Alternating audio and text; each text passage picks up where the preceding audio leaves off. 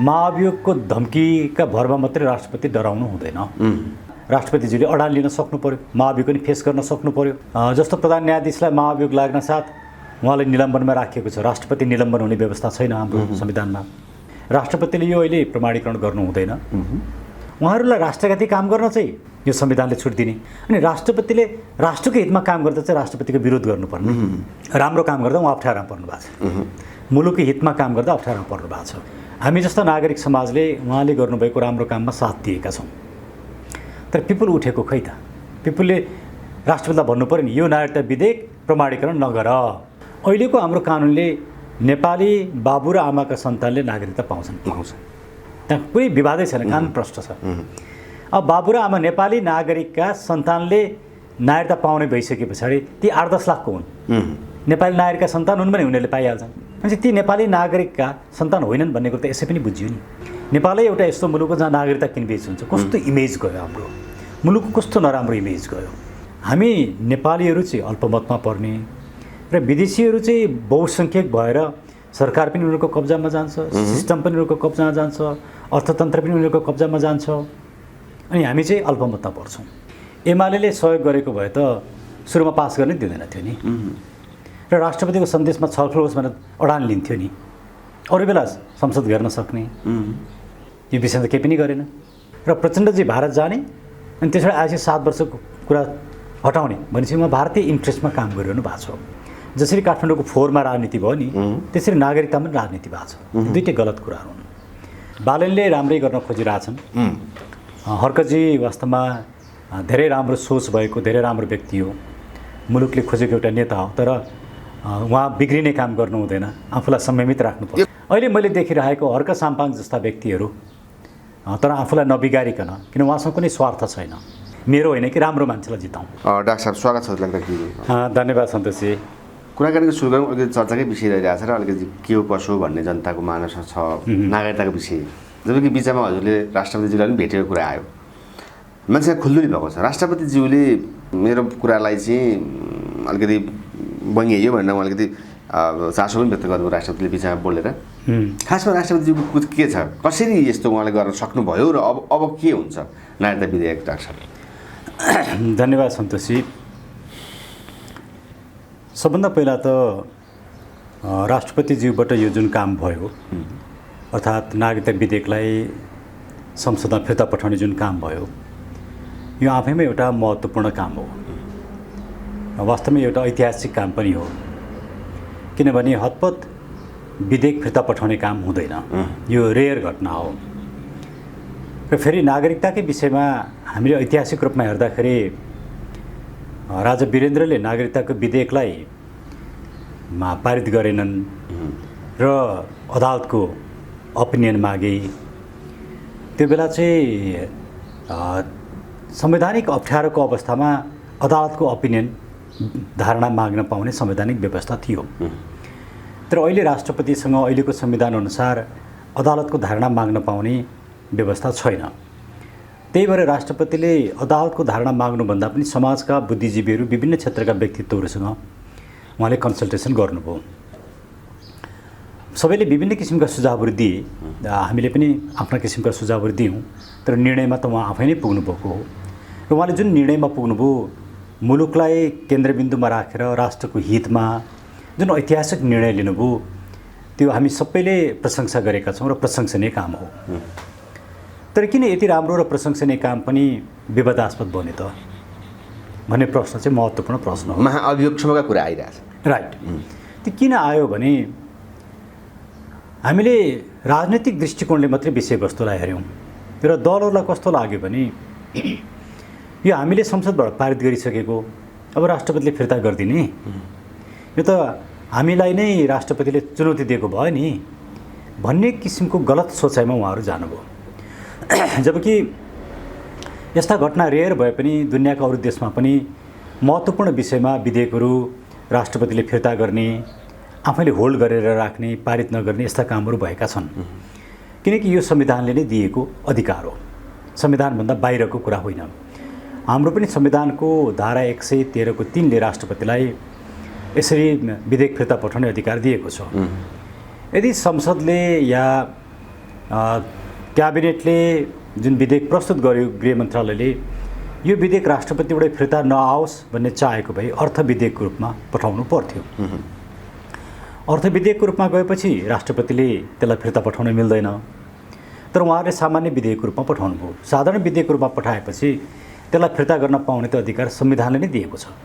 भने राष्ट्रपतिलाई संविधानले दिएको अधिकार प्रयोग गर्दाखेरि राष्ट्रपतिलाई लाञ्छित गर्नुपर्ने, आलोचना गर्नुपर्ने त्यो एउटा संविधानले अपेक्षा गर्दैन, कसैले पनि अपेक्षा गर्दैन। तर उहाँहरूले अनपेक्षित काम गरिदिनु भयो। त्यसबाट के देखिन्छ भने तपाईँले जुन प्रश्न उठाउनु भयो या मिडिया तपाईँले जुन प्रश्न उठाइरहनु भएको छ किन यस्तो भयो भन्ने एउटा गम्भीर विषय बनेको छ, चासोकै विषय भइरहेछ। मलाई के लाग्छ भने पहिलो कुरा त यो सन्देशको महत्त्व के हो, सन्देश दिएपछि के गर्नुपर्छ भन्ने हामीसँग एउटा प्रष्ट कानुन छैन र हामीले यसमा एउटा संवैधानिक परम्परा पनि बसाउन चाहेनौँ। समस्या त्यहाँबाट आयो। दोस्रो, संसदीय प्रणालीमा के हुन्छ भने राष्ट्रपतिले गरेका प्रत्येक कामको जिम्मेवारी प्रधानमन्त्रीले लिनुपर्छ। प्रधानमन्त्रीले त्यसको चाहिँ प्रतिरक्षा गर्नुपर्छ। त्यो आफैले गरे सरह ठान्नुपर्छ, त्यसको विरोध गर्न पाइँदैन। व्यक्तिगत रूपमा चित्त नबुझेको हुनसक्छ, तर औपचारिक रूपमा र राज्यको काम कारबाहीको हिसाबले प्रधानमन्त्रीले त्यसको डिफेन्स गर्नुपर्छ। तर प्रधानमन्त्रीले के गरिदिनु भयो भने गठबन्धनको बैठक बोलाएर हामी यसलाई जस्ताको तस्तै पास गर्छौँ भनेर चुनौती दिनुभयो। गठबन्धनका एकजना नेता प्रचण्डजीले त राष्ट्रपतिलाई चुनौती नै दिनुभयो, राम्रो हुँदैन है यो, राम्रो हुँदैन है भनेर, अनि हामी देखाइदिन्छौँ भन्ने किसिमले उहाँले गर्नुभयो। यसले के देखाउँछ भने प्रधानमन्त्रीको यो कार्य चाहिँ एकदमै गलत र संवैधानिक परम्परा र संसदीय प्रणालीमा नमिल्ने काम हो। यस्तो गरेपछि कि त प्रधानमन्त्रीले राजीनामा दिनुपर्छ कि चाहिँ प्रधानमन्त्रीले माफी माग्नुपर्छ। उहाँले दुइटै काम गर्नुभएको छैन। अहिलेको सिचुएसनमा माफी पनि माग्नु पर्ने हुनसक्छ। हुन्छ कि राजीनामा दिनु पऱ्यो कि माफी माग्नु पऱ्यो, उहाँले दुइटै काम गर्नु भएन। उल्टै के गर्नुभयो उहाँहरू संसदमा गएर हतार त्यही दिन पार्लिमेन्टबाट तल्लो सदनबाट पास गर्नुभयो जस्ताको तस्तै। र राष्ट्रपतिको सन्देशलाई सभामुखले जसरी पढेर सुनाउनु भयो एक किसिमले राष्ट्रपतिमाथि उहाँ छेडछाड गरिरहनु भएको थियो कि भन्ने बुझिन्थ्यो। राष्ट्रपतिको सन्देश आइसकेपछि त्यसलाई पढेर सुनाइसके पछाडि राष्ट्रपतिलाई धन्यवाद दिनुपर्छ। उहाँले अहिलेसम्म धन्यवाद पनि दिनु भएन। र धन्यवाद दिइसके पछाडि त्यो राष्ट्रपतिको सन्देशको विषयमा छलफल गर्नुपर्छ संसदमा। कम्तीमा 72 घन्टाको समय दिएर त्यसमा व्यापक रूपमा गम्भीर रूपमा छलफल। जस्तै यसमा अलिकति जोड्छु, अघि भन्नुभयो प्रचण्डजीले दिएको धम्कीसँगै भर्खरै हिजो ओलीले भन्नुभएको छ नि यसरी ल्यायो भने हामी च्याति दिन्छौँ भनेको, यो कुरा भनाइ मात्रै हुनसक्छ कि गर्न सक्छन्? ओलीजीको त यो गफ हो। किनभने राष्ट्रपतिको सन्देश जब संसदमा आयो, संसदमा पढेर सुनाइसकेपछि यस विषयमा छलफल होस् भनेर किन ओलीजीले संसदमा गएर भन्नु भएन? त्यहाँ गएर भन्नु पर्थ्यो नि, उहाँको जिम्मेवारी हो नि, उहाँ त प्रतिपक्ष दलको नेता हो नि। उहाँ संसदमा गएर आफ्नो भूमिका ननिभाउने अनि बाहिर अतिरञ्जित कुरा गरेर त त्यसको केही अर्थ छैन। पुरै विरोध गर्नुहुन्छ बाहिर चाहिँ, फेरि त्यसको केही अर्थै रहेन। उहाँले त संसदमा भूमिका खेल्ने हो नि, त्यो संसदमा खेल्ने भूमिका खेल्नु भएन। तर अब राष्ट्रपति चाहिँ उहाँकै पार्टीको तर्फबाट भए पनि उहाँले त्यो गर्नुभयो भनेपछि यो केपी ओली लगायतका नेताको सल्लाहबाटै भएको हुनसक्छ नि? एकदमै होइन। होइन उहाँ हजुर त भेटेर पनि आउनु पनि दलहरूले सहयोग गरेनन् भन्ने विषयमा उहाँ चिन्तित हुनुहुन्छ। एमाले सहयोग गरेको भए त सुरुमा पास गर्नै दिँदैन थियो नि, र राष्ट्रपतिको सन्देशमा छलफल होस् भनेर अडान लिन्थ्यो नि, अरू बेला संसद घेर्न सक्ने। यो विषय त केही पनि गरेन। त्यसैले राष्ट्रपति जो चिन्तित हुनुहुन्छ भन्ने अध्यक्ष केपी ओलीको हैसियत अथवा एमाले त्यसो भएदेखि यो विषयमा राष्ट्रपतिलाई कुनै सल्लाह र सहयोग गरेको होइन? मलाई त्यस्तो लाग्दैन। किन त्यसरी गरेको भए उनीहरू संसदमा विरोध गर्नु पर्थ्यो, संसद उनीहरू घेर्थ्यो होलान्, संसद यो पारित गर्न दिँदैन थियो होलान्, कम्तीमा राष्ट्रपतिको सन्देशमाथि छलफल नभइकन यो अगाडि बढ्नु हुँदैन भन्थ्यो होलान्। केही पनि गरेनन् नि। अब म एमाले पनि होइन, म काङ्ग्रेस पनि होइन, म एउटा स्वतन्त्र मान्छे हुँ। मैले जति आफूले बुझेको छु मैले त्यही कुरा गर्ने हो। तर तपाईँले राष्ट्रपतिलाई भेट्नेपछि नै बाहिर नयाँ केही आयो कि भन्ने जनमानसमा चाहन्छ भएको छ। अब त्यसमा चाहिँ के पाउनुभयो हजुरले राष्ट्रपतिज्यूबाट अबको यो अवस्थामा? तपाईँले त सल्लाह गर्न सुझाव लिनको लागि बोलाउनु भएको थियो होला। राष्ट्रपति 2-3वटा प्रश्न हामीलाई गर्नुभएको थियो। एउटा प्रश्न चाहिँ मैले यसरी सन्देशसहित फिर्ता गरिसके पछाडि धेरै ठुलो विरोध भयो, नेताजीहरूले पनि विरोध गर्नुभयो। मैले गल्ती गरेँ कि संवैधानिक रूपमा तपाईँहरू संविधानको ज्ञाता मलाई बताइदिनुहोस् भन्नुभएको थियो एउटा। दोस्रो चाहिँ अब मैले के गर्नुपर्छ त, अबको मेरो भूमिका के हो? उहाँले यस्तो गर्छु उस्तो गर्छु होइन कि हामीसँग सुझाव माग्नुभयो, हामीले सुझाव दियौँ। मूलत 3 किसिमका सुझावहरू हामीले दियौँ। एउटा सुझाव चाहिँ अब संविधानलाई शाब्दिक रूपमा पढ्ने हो, टेक्निकल्ली पढ्ने हो भने दुवै सदनबाट फेरि राष्ट्रपतिमा गइसके पछाडि 15 दिनभित्र प्रमाणीकरण गर्नुपर्छ। त्यसमा दायाँ बायाँ इफ एन्ड बट्सको कुरा छैन। अब एउटा या त राष्ट्रपतिज्यूले प्रमाणीकरण गरिदिनु पर्यो, होइन आफ्नो सन्देशमाथि पार्लियामेन्टले छलफल पनि गरेन र आफूलाई थ्याङ्क्स पनि भनेन। त्यो व्यक्तिगत कुरा नै, संस्थाको कुरा हो। यो संस्थागत मर्यादालाई पनि प्रतिनिधि सभाले पालना गरेन। अब यो कन्टेक्स्टमा मेरो यो विधेयक अहिले जस्ताको तस्तै आयो, यसमा मेरो सहमति छैन, त्यसैले म यसलाई होल्ड गर्छु, म प्रमाणीकरण नगरिकन बस्छु भन्ने पनि विकल्प हुन्छ।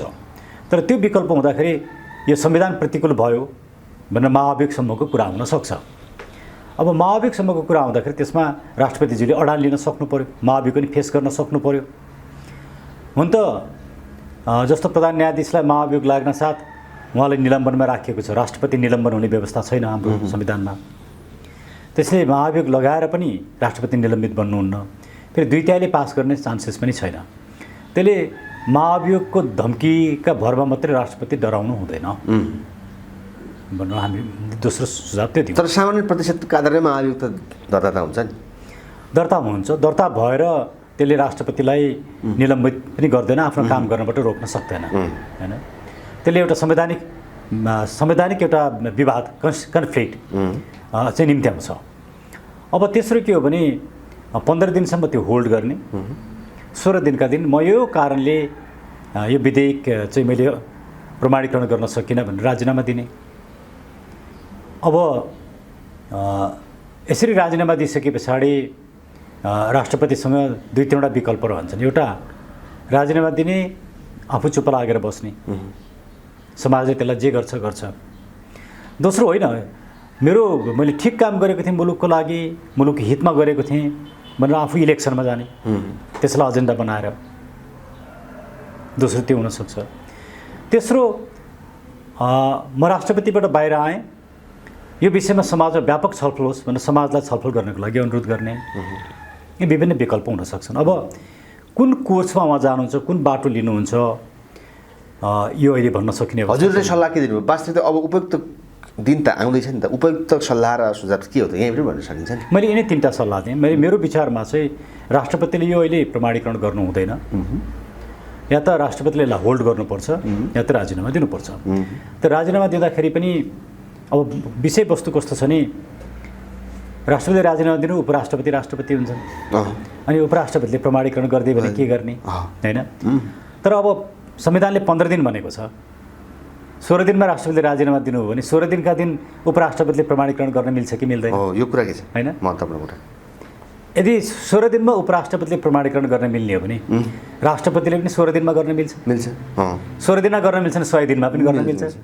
मान्छे त होल्ड गर्न पाइयो, दिनको कुनै त सीमितता छैन। अब किन यो छ भने हामीले 2-3वटा मुद्दामा सर्वोच्च अदालतले केही बोलेको छ। जस्तो सूर्यबहादुर थापाले प्रतिनिधि सभा विघटन गर्ने बेलामा पहिला प्रतिनिधि सभा विघटन गरेर राजाकामा प्रतिनिधि सभा विघटन गरेको कुरा दर्ज गराए। अनि 96 जना सांसदहरूले हामी प्रतिनिधि सभाको बैठक बोलाएर सूर्यबहादुर थापाको विरुद्धमा अविश्वासको प्रस्ताव राख्छौँ भनेर समावेदन जाहेर गरे। अब समावेदन पछाडि जाहेर भएको थियो, विघटन पहिला जाहेर भएको थियो। कुनले प्राथमिकता पाउने त भन्ने विषयमा अदालतले के बोल्यो भने गम्भीर संवैधानिक महत्त्वका विषयमा समय सीमाले, टाइम फ्याक्टरले काम गर्दैन भन्नु भन्यो। मान्छे त्यो कुरा यहाँ पनि त लागू होला नि, एउटा। दोस्रो, हामीले संविधान सभाको अवधि त संविधानले 2 वर्ष भनेर ठ्याक्कै तोकेको थियो। संविधान सभा स्वयं आफैले त्यो 2 वर्ष पालना गरेन। त्यसैको क्रिएसन हो यो संविधान। अब राष्ट्रपतिले ठ्याक्कै 15 दिनमा गर्नुपर्छ भन्ने चाहिँ के छ र?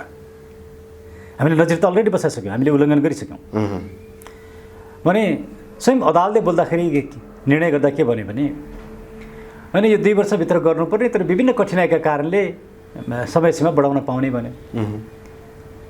राष्ट्रपतिजी पनि अहिले त्यो कठिनाइको अवस्था छ, मुलुकको हितमा काम गर्ने कि मुलुकको अहितमा काम गर्ने? मुलुकको हितमा काम गर्ने भने यसलाई प्रमाणीकरण गर्न हुँदैन। त्यसले यो एउटा अप्ठ्यारो अवस्था आएकोले मैले चाहिँ प्रमाणीकरण गर्न छैन, म होल्ड गरेर बस्छु भनेर राष्ट्रपतिले भन्नुभयो भने अब होल्ड गर्न पाइन्छ कि पाइँदैन अदालतमा मुद्दा पर्ला, व्याख्या गरौँला। त्यसले मेरो सुझाव चाहिँ के हो भने राष्ट्रपतिले होल्ड गर्नुपर्छ। राष्ट्रपतिले राजीनामा दिएर समस्याको समाधान हुँदैन, तर राष्ट्रपतिले होल्ड गरिदिनु भने समस्याको समाधान गर्नलाई समाधान चाहिँ के हो? समाधान अहिलेको यो विधेयक पारित हुनु हुँदैन। नयाँ संसद आउँछ, नयाँ संसदले यसलाई व्यापक रूपमा छलफल गरेर अध्ययन अनुसन्धान गरेर समाजका बुद्धिजीवीहरू अध्येताहरूसँग पनि छलफल गरेर नागरिकताका सम्पूर्ण समस्याहरू के हुन् त ती सबै समस्यालाई पहिला पहिचान गर्नु पर्यो। अनि त्यसको समाधान के हो त समाधान पत्ता लगाउनु पर्यो। अनि त्यो समाधान बमोजिम नागरिकता ऐनमा परिमार्जन गर्नु पर्यो। हामीले एडहक बेसिसमा एकछिनमा एउटा कुरा लाग्ला, अर्को छिनमा अर्को कुरा लाग्ला, यसरी एउटा पिसमिल एप्रोचमा जान थाल्यौँ भने यो समस्या कहिले पनि समाधान हुँदैन। जस्तै 7 वर्षीय वैवाहिक कुरालाई महत्त्वपूर्ण मानेको थियो र सबैले बुझे बिचमा, जसमा माओवादीले पुरा परिवर्तन गरेको थियो, जसमा चाहिँ गठबन्धनको दबावले गर्दा गर्नु पर्यो भनेर नि, यो कुरा कतिको महत्त्वपूर्ण थियो डाक्टर साहब? एकदमै महत्त्वपूर्ण छ सन्तोषजी, राम्रो विषय उठाइदिनु भयो। प्रचण्डजी भारत गएर आइसके पछाडि उहाँले 7 वर्षको कुरामा हामी अडान लिन सक्दैनौँ भन्नुभयो। कारण भनेको गठबन्धनको दबाव, त्यो त देव गुरुङजीले भन्नुभयो।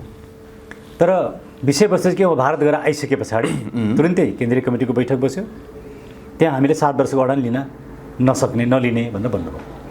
भनेपछि यसलाई अरू 2-3वटा फ्याक्टरसँग जोडेर हेर्नुहोस्।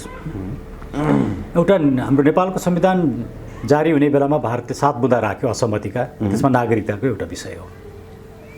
र स्वयं भारतका त्यसबेलाका गृहमन्त्री अहिलेका डिफेन्स मिनिस्टरले नेपालमा भएको नागरिकतामध्ये 30% भारतीयहरूले नागरिकता लिएका छन् भनेर भने। भने यसले के देखाउँछ भने नागरिकताको इस्यु, नेपालको नागरिकताको इस्यु भारतको ठुलो चासोको विषय हो। र प्रचण्डजी भारत जाने अनि त्यसबाट आएपछि 7 वर्षको कुरा हटाउने भनेपछि उहाँ भारतीय इन्ट्रेस्टमा काम गरिरहनु भएको छ। र 8-10 लाख जनकपुर पुगेर 8-10 लाख मान्छेलाई अब न्याय पाउने भनेर खुसी पनि हुनुभएको थियो नि त, त्यहाँ कनेक्सन के छ? एक्ज्याक्टली। अब ती 8-10 लाख को हुन् त? अहिलेको हाम्रो कानुनले नेपाली बाबु र आमाका सन्तानले नागरिकता पाउँछन्। त्यहाँ कुनै विवादै छैन, कानुन प्रष्ट छ। अब बाबु र आमा नेपाली नागरिकका सन्तानले नागरिकता पाउने भइसके पछाडि ती 8-10 लाखको हुन्, नेपाली नागरिकका सन्तान हुन् भने उनीहरूले पाइहाल्छन्।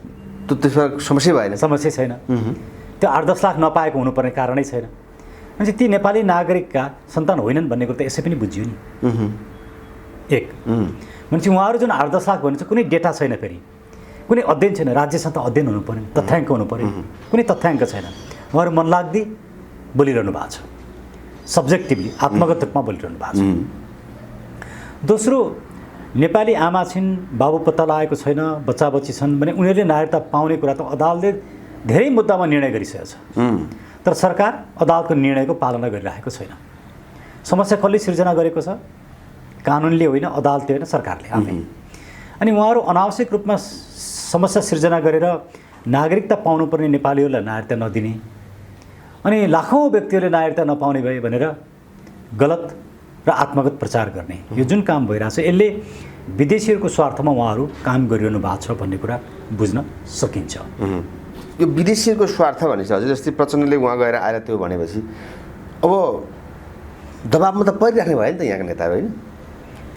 दबाबमा त पर्ने भए, तर समस्या कस्तो छ भने राष्ट्रपति अप्ठ्यारोमा हुनुहुन्छ। राम्रो काम गर्दा उहाँ अप्ठ्यारोमा पर्नु भएको छ, मुलुकको हितमा काम गर्दा अप्ठ्यारोमा पर्नु भएको छ। हामी जस्ता नागरिक समाजले उहाँले गर्नुभएको राम्रो काममा साथ दिएका छौँ, तर पिपुल उठेको खै त? पिपुलले राष्ट्रपतिलाई भन्नु पऱ्यो नि यो नागरिकता विधेयक प्रमाणीकरण नगर, अनि पिपुलले भन्नु पऱ्यो नि सडकबाट। पिपुल उठिरहेको छैन। अनि उहाँहरू फेरि यो प्रमाणीकरण भइदियो भने उहाँहरू त 10औं लाख मान्छेलाई नागरिकता दिनुहुन्छ, भोटको राजनीति गर्नुहुन्छ।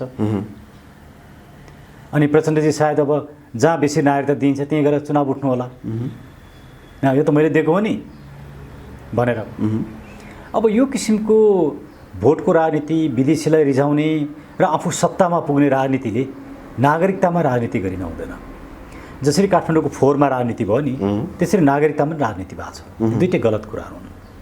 तर हाम्रा नेताहरू यही गरिरहेछन्। अब नयाँ मान्छेले यो विधेयक पारित भएर प्रमाणीकरण भयो भने धेरै मानिसहरूले नागरिकता पाउँछन्। अब ती नागरिकता कसले पाउँछन् त? नेपाली नागरिकका सन्तानले नागरिकता पाउने कानुन छँदैछ, त्यहाँ कहीँ अवरोध छैन भने चाहिँ अब कसले पाउने भयो त? विदेशीले पाउने भयो। त विदेशीले एकदम डाइरेक्टली पाउने भयो। हामीले देख्यौँ नि त, यहाँहरूले नै मिडियामा ल्याउनु भयो कि कसरी भारतीयहरूलाई नागरिकता दियो भन्ने कुरा त यहाँहरूले मिडियामै ल्याउनु भयो। जो कि कथन नै गरिएको छ नि, चक्लेट बाँडे जस्तो बाँड्न खोजिएको हो त यो?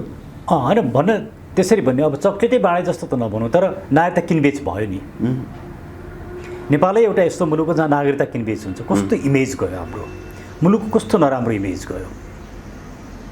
त्यसले हामी नागरिकताको विषयमा संवेदनशील नहुँदाखेरि नेपाली नागरिकता सार्वभौम सत्ता सम्पन्न हुन् नि, उनीहरूको सार्वभौमिक सत्ता त विभाजित भयो नि एउटा। दोस्रो, तपाईँ नयाँ नयाँ मानिसहरू विदेशीहरूलाई नागरिकता दिएर मतदाता बनाउनुहुन्छ र भोलि हामी नेपालीहरू चाहिँ अल्पमतमा पर्ने र विदेशीहरू चाहिँ बहुसङ्ख्यक भएर सरकार पनि उनीहरूको कब्जामा जान्छ, सिस्टम पनि उनीहरूको कब्जामा जान्छ, अर्थतन्त्र पनि उनीहरूको कब्जामा जान्छ, अनि हामी चाहिँ अल्पमतमा पर्छौँ। त्यो हुने सम्भावना चाहिँ हुन्छ यो भइसकेपछि? आजको आजै त हुँदैन, 10-20 वर्ष लाग्ला, तर 10-20 वर्षमा हुने सम्भावना प्रबल छ। त्यसो भएदेखि यी सरकार बसेका नेता अथवा गठबन्धनको सरकार भनौँ, यो सरकार कुन अवस्थामा यो बुझेर नबुझेर अथवा साँच्चै भोटकै राजनीतिको लागि यति धेरै गर्दैछ अथवा चाहिँ नि किन यसो गर्दैछ? राष्ट्र निष्कर्षमा चाहिँ के भन्यो? निष्कर्ष चाहिँ के हो भने उहाँहरूलाई सत्ता प्यारो छ। सत्ता किन प्यारो छ भने सत्ताको दुरुपयोग गरेर पैसा कमाउने। उहाँहरूको त्योभन्दा अरू कुनै स्वार्थ छैन, पैसा। तपाईँ हेर्नु, शेरबहादुरजीको आजको जुन आर्थिक अवस्था छ, आर्जु देउबाको जुन आर्थिक अवस्था कहाँबाट आयो? उहाँहरू हिजो त सडकमा चप्पल लाएर हिँड्ने व्यक्ति हो। आर्जु एउटा सानो जागिर खाने व्यक्ति हो। जुन ठाउँमा म कन्सल्टेन्सी गर्थेँ उहाँ त्यहीँ जागिर खानुहुन्थ्यो, आयुसिएनमा। उहाँको तलब कति हो भन्ने कुरा हामीलाई राम्रोसँग थाहा छ। त्यसले त महिनावारी चल्ने भन्दा बेसी त केही पनि हुँदैन। अनि आज यो कहाँबाट आयो? 5औं पटक 6औं पटक प्रधानमन्त्री भयो भन्छ नि त। अनि त्यो प्रधानमन्त्री भएर त उहाँले कमाउनु भएको रहेछ नि त। देउबाजी त कुनै धनी मान्छे त होइन, यो त सबैलाई थाहा छ। अनि उहाँले गर्न कतिसम्म गर्नु, उहाँको छोरालाई सेनिटरी प्याडको समेत बिजनेस गराउनु भयो। त्यो पनि राज्यले करमा भारी छुट दिएर। अनि चाहिँ यसले के देखाउँछ भने राज्य शक्तिको चरम दुरुपयोग। प्रचण्डजीको आजको आर्थिक अवस्था कहाँबाट आयो? अस्ति मुमारामजीले त भन्नुभयो, प्रचण्डका घरपति भनेको त खालि देखाउने मात्रै हुन्, यो सबै प्रचण्डको आफ्नै हो। म त मुमारामजीले नै भन्नुभयो। अनि प्रचण्डजी नै अर्को मान्छेको नाममा आफै ठेक्कापट्टा गर्नु हुँदो रहेछ। त्यो त मुमारामजीले बोल्नुभयो, मुमाराम खनालजीले, जो उहाँहरूसँगै हतियार बोकेर ज्यानको बाजी लगाएर युद्ध गर्नुभएको साथीहरू। यसले के देखाउँछ भने उहाँहरूको राजनीति चाहिँ के छ भने जसरी पनि सत्तामा जाने, सत्ताको दुरुपयोग गरेर आफू पावर पोलिटिक्स, पावर पैसा, यो दुईटाको लागि उहाँहरू जे पनि गर्न त्यहाँ। जस्तै बाबुराम प्रचण्ड अहिले मिल्नमै अलिक चासो लियो नि, हजुर जस्ता अधिवक्ताहरूले कसरी लिनुभयो? अनि मिल्ने कुरा राम्रो, तर उहाँहरूको मिलाइ के छ भने सैद्धान्तिक वैचारिक मिलाइ भन्दा पनि सत्ताको स्वार्थको मिलाइ हो। गठबन्धन नै अपवित्र कुरा हो नि। कहीँ चरम मार्क्सवादी कम्युनिस्टहरू र डेमोक्रेटहरू पनि एउटै ठाउँमा मिल्न सक्छन् र त्यो विचारै फरक हो। अहिले माधव नेपाल र प्रचण्डको घोषणापत्र एउटै भनेर आइरहेछ नि। अब त्यो म अस्वाभाविक मान्दिनँ, किनभने दुवै कम्युनिस्टहरू हुन्, दुवै लेफ्टिस्टहरू हुन्। होला एउटाले हतियार बोकेर आयो, अर्को हतियार बोकेको थिएन। माधवजी त वास्तवमा झापा मुभमेन्टको पनि विरोध गर्ने व्यक्ति हो, हतियारको विरोध गर्ने व्यक्ति हो। तर उहाँ अब होली वाइनको प्रवर्तक बन्नु भएको छ। अब होली वाइनका प्रवर्तकहरू एक ठाउँमा मिल्ने कुरा अस्वाभाविक होइन। त्यसैले म त्यसलाई धेरै क्वेसनेबल म ठान्दिनँ। तर गठबन्धन गरेर चुनावमा जाने कुरा चाहिँ म एकदमै अपवित्र र यो डेमोक्रेसीमा नहुने कुरा ठान्छु। किनकि प्रचण्डजीले त गठबन्धनको रक्षाकै लागि एमसिसी पासदेखि लिएर नागरिकतासम्म आउनु पनि उहाँ एक्ज्याक्टली त्यही उद्देश्य भन्नुभएको छ नि त उहाँले त। होइन, उहाँहरूलाई एमसिसी पास गर्नुपर्ने, एसपिपी गर्नुपर्ने। एसपिपीमा फिर्ता गरेको चिठी त अहिलेसम्म सार्वजनिक भएको छैन। त गर्न सकिएन नि त, गर्न सक्नु भएको छैन नि, हामीलाई झुक्याइरहनु भएको छ।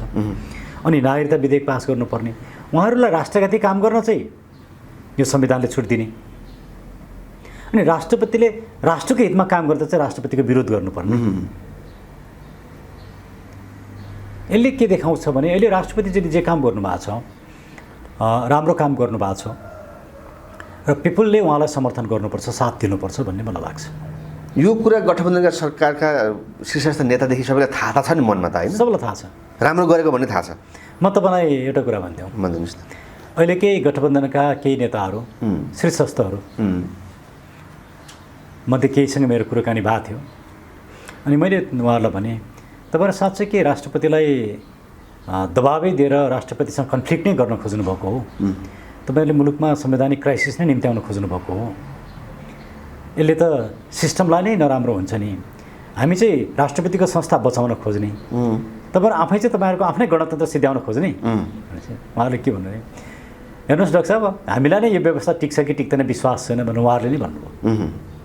उहाँहरूलाई विश्वास छैन। त्यसैले यो लोकतान्त्रिक व्यवस्था, गणतान्त्रिक व्यवस्था, गणतन्त्र र लोकतन्त्र फरक कुरा हो। गणतन्त्र नहुँदा पनि लोकतन्त्र हुन्छ। त्यसैले उहाँहरू आफैलाई यो सिस्टम टिक्छ टिक्दैन भन्ने कुरामा विश्वास छैन। त्यसैले उहाँहरू जे पनि गरिरहनु भएको छ। सिस्टमप्रति विश्वास हुन्थ्यो भने उहाँहरू संविधान अनुकूल, कानुनको शासन अनुकूल र संस्थाहरूलाई मर्यादित बनाउने काम गर्नुहुन्थ्यो। बरु मैले राष्ट्रपति चाहिँ यो सिस्टमप्रति मैले उहाँमा यो कसरी सिस्टम बसाल्ने, कसरी संविधानलाई मर्यादित बनाउने भन्ने उहाँ चाहिँ चिन्तित पाएँ मैले। जबकि म आफै यो संविधानको पक्षमा छैन, यो संविधानको खारेजीको पक्षमा छु। तर जबसम्म संविधान खारेज हुँदैन तबसम्म त संविधान अनुसार त मुलुक चल्नु पर्यो। संविधान त यही संविधान अनुसार चल्नु पर्यो। फेरि म यो संविधानको एउटा राम्रो पक्ष के देख्छु भने धारा 274मा सबै यसका धारा 274 बाहेक सबै प्रावधान खारेज गर्न सकिन्छ। यही संविधानभित्र सबै निकास खोज्न सकिन्छ। त्यसैले पनि म यो संविधानको एक किसिमले यसका राम्रा पक्षको प्रशंसकै हुँ। यसका खराब पक्षको जस्तै आफ्नो गणतन्त्र आफै सिद्ध्याउने कुरा गर्दा गर्दै अब स्थानीय निकायको चुनाव पनि देखियो। अब सङ्घीय चुनावको कुरामा पनि जस्तै जब बालेन र हर्कहरू आए, अबका कुरामा पनि जुन 5-7 जना नेतालाई त परास्त गर्ने भनेर अभियानै चलिसकेको छ भनौँ न, औपचारिक रूपमै भनौँ। यो कुराको सम्भव भइसकेको, अबको आवश्यकता भइसकेको डाक्टर साहब, के हर्क साम्पाङ र बालन जस्ता व्यक्तिको आवश्यक भइसकेको हो? एक्ज्याक्टली आवश्यकता भइसकेको हो। तर अब यी 5-7 जना नेताहरूलाई हराउन सक्ने कुरा चाहिँ पिपुलको हातमा छ। मत त चाहिने, भोट त चाहियो। पिपुलले यो कुरा महसुस गरे उहाँहरूले हार्नुहुन्छ। उहाँहरूका पैसा गुन्डाको भरमा पिपुल नझुक्नुहोस् र उहाँहरूलाई हराउनको लागि पिपुलले मत दिनुहोस्। जस्तै शेरबहादुर देउवालाई हराउनु त सागर ढकाल यहाँदेखि डडेलधुरा पुगिसके हो, उनी लागिरहेछन्। मैले त्यसको प्रशंसा गरेको छु। अब कोही प्रचण्डको विरुद्धमा उठ्नु पर्यो। मैले अहिले प्रचण्डको विरुद्धमा कोही सशक्त क्यान्डिडेट उठेको देखिरहेको छैन। कोही उठ्नु पर्यो। जस्तै बालेनदेखि लिएर रविसम्म र बिचमा हर्कलाई हेर्दाखेरि जनता कता मोडिएका छन् त भन्ने कुरा नि त। बालेनले राम्रै गर्न खोजिरहेछन्। हर्कजी वास्तवमा धेरै राम्रो सोच भएको, धेरै राम्रो व्यक्ति हो। मुलुकले खोजेको एउटा नेता हो। तर उहाँ बिग्रिने काम गर्नु हुँदैन, आफूलाई संयमित राख्नुपर्छ। यो बिचमा काठमाडौँ आएर उहाँले विभिन्न कुरा गर्नु, यसलाई कसरी लिनुभयो? मलाई थाहा छैन त्यो विषयमा, मलाई जानकारी नै छैन। स्वतन्त्र नै लडाइँ पर्यो भन्ने कुरा आयो नि, यसले के देखाउँछ? मैले हेरिनँ, मैले त्यो विषय मलाई थाहा छैन। त्यसैले अहिले मैले देखिरहेको हर्क साम्पाङ जस्ता व्यक्तिहरू तर आफूलाई नबिगारिकन, किन उहाँसँग कुनै स्वार्थ छैन, स्वार्थभन्दा माथि मनमा पाप छैन, मनमा पाप पनि छैन, स्वार्थ पनि छैन। उहाँले सत्तालाई दुरुपयोग गरेर पैसा कमाउनको लागि आउनुभएको होइन। उहाँ साँच्चीकै जेन्युन समाजको लागि आउनु भएको छ। यस्ता व्यक्तिहरूको खाँचो छ। ठिक छ। जस्तै बालेनले पनि कुरा गर्यो, फोहोरको राजनीति डरलाग्दो देखेको डाक्टर साहब, वास्तविक समस्या के हो? अब बालेनजीले हिजो एउटा फेरि अब घर भत्काउन थाल्नुभयो। बालेनजीलाई असफल बनाउनको लागि फोहोरको राजनीति गर्नु एकदम गलत कुरा हो। फोहोर बालेनजीको समस्या होइन, बालेनजीको कारणले फोहोर भएको पनि होइन। उहाँले फोहोरलाई व्यवस्थापन गर्न कोसिस गर्नुभएको छ, त्यो राम्रो कुरा हो। बालेनजीका पनि कमी कमजोरी छन्, थुप्रै कमी कमजोरी छन्। त्यसका बावजुद नि फोहोरको राजनीति गर्नु हुँदैन। उहाँलाई काम गर्न दिनुपर्छ र फोहोरमा राजनीति नगरौँ कसैले पनि। यो हामी सबैको समस्या हो, यसलाई समाधान गर्नुपर्छ। तर यो समस्याको समाधान चाहिँ के हो त? केही भन्न सकिन्छ? त्यो त विज्ञहरूले भन्ने कुरो, म यो विषयको विज्ञ होइन। कसरी त्यसको व्यवस्थापन गर्ने, कसरी समाधान गर्ने त्यो विषय मलाई थाहा छैन, किनकि यो विषयको विज्ञ म होइन। तर ठुलै राजनीति हुँदो रहेछ नि त्यसो त, होइन? त्यो कुरा चाहिँ बुझ्यो, राजनीति भयो भन्ने कुरा बुझ्यो। अन्तिममा त्यसो भएदेखि हजुर स्वतन्त्र व्यक्तिहरूलाई सल्लाह के छ? अबको सङ्घीय चुनाव त महत्त्वपूर्ण हो, जे भए पनि हजुरको भनाइअनुसार अहिलेको नेताहरूको अराजकताको कुरा गर्नुभयो नि त, यसलाई समाप्त पार्नको लागि त चाहियो त के अभियान? चाहियो। तपाईँ आफू पनि यस्तोमा लाग्नुभएको व्यक्ति, नयाँ मानिसहरू उठ्नुपर्छ, चुनावमा जानुपर्छ, गलत मान्छेहरूलाई हराउनुपर्छ। पिपुलले पार्टीभित्र पनि राम्रा मान्छे छन्, पार्टीभित्र सबै खराब छैनन्, पार्टीभित्रका पनि राम्रा मान्छेलाई मात्रै पिपुलले भोट दिनुपर्छ। स्वतन्त्र पनि सबै राम्रा छैनन्, राम्रा मान्छेलाई भोट दिनुपर्छ। स्वतन्त्र हुन् कि पार्टीभित्रका हुन्, अब राम्रा मान्छेलाई मात्रै जिताउँ, मेरो होइन कि राम्रो मान्छेलाई जिताउँ, त्यो अभियान चलाउनुपर्छ, चलिरहेको पनि छ। हजुरको एजेन्डा र पहिलेदेखिको कुरा केही फरक छ कि के छ? केही पनि छैन। म आफ्नो एजेन्डामा, हिजो जुन एजेन्डामा थिएँ आज पनि त्यही एजेन्डामा छु। हस्, थ्याङ्क यू डाक्टर।